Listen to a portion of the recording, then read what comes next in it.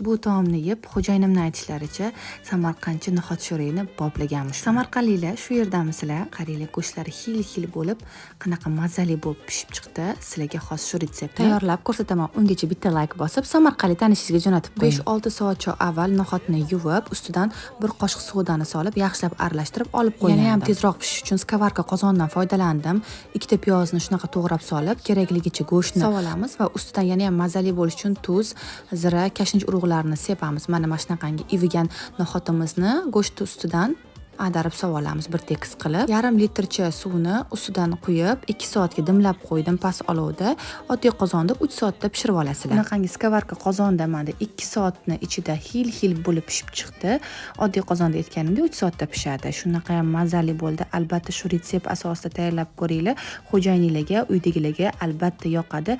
Like bosib videoga yaqinlaringizga jo'natib qo'yishni ham unutmang.